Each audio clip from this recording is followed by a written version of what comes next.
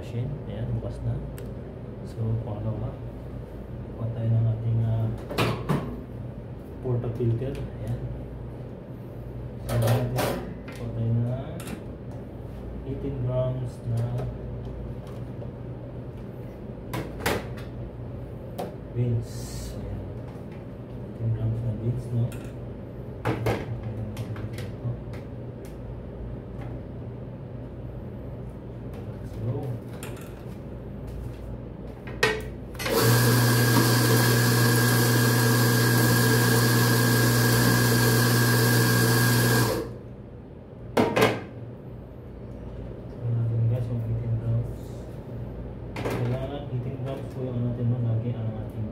Kasi yung standard natin. So 18.4 grams no ang ating beans. Buwasan natin ng konti. Okay na. So 1.4 grams. Ayun. So 18 grams. Ayan guys no. So ayan 18 grams tayo. Ayan. So kailangan 18 grams lagi ang ating timbang ng ating beans no. Extraction.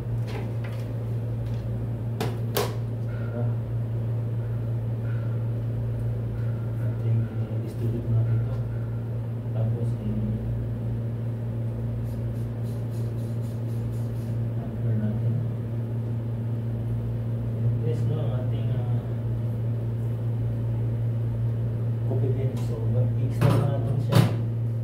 Lagyan natin siya dyan. So, lagyan natin ang dalawa para makarami tayo ng nag-trans. So, lagyan na yung basic na double shot. So,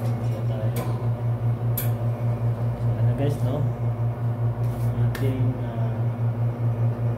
extracting. So, i-extract tayo ng coffee beans para magawa tayo ng content. So, ganyan lang guys ang ating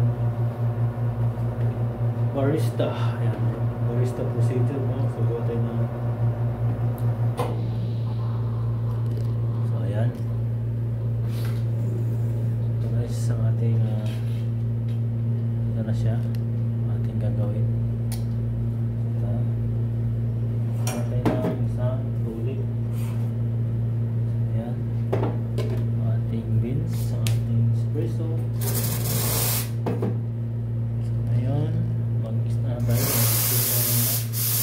Mag-steam tayo ng milk.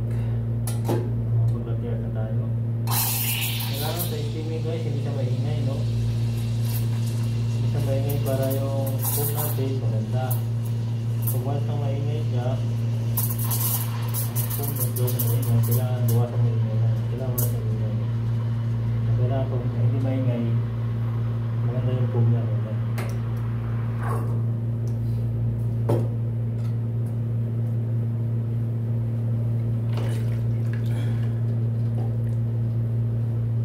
So guys, ng ating pum. So kailangan pag ang pum ay maingay, iaboy natin. So yan. Gagawa tayo ngayon ng isang tulip. So yan. So sa tulip guys, napaka-easy lang. Ito yung pinaka-basic. Kumbaga. Yan guys ha. So first, paikutin muna natin yung yung gatas natin sa kape para malinis din yung kape natin, no? Yan. Para malinis siyang tingnan. Tapos saka tayo magbubuhos pag malinis na. So malinis na siya, bubuhos tayo ng tulip. Ang tulip guys, basic lang yan. Bagsak mo lang dyan, bagsak, bagsak, bagsak, bagsak. Tapos angat mo lang konti. Tapos ganyan mo lang siya, tulip na. So yan guys ang tulip. So sa mga basic po yan. Sa mga basic na latte art. So ito yung tinatawag na basic latte art. So guys yan. Tapos yung tulip tawagin. Napakabilis lang. Ito yung pinaka standard talaga na nila latte art lagi sa mga barista, no? Kasi mabilis lang gawin. Kaysa dun sa mga mga advanced, matagal yun kasi siya. Kailangan pa siya ng ibibigil mo. So ito, napaka-easy lang. Basic lang yun siya. Ayan, no?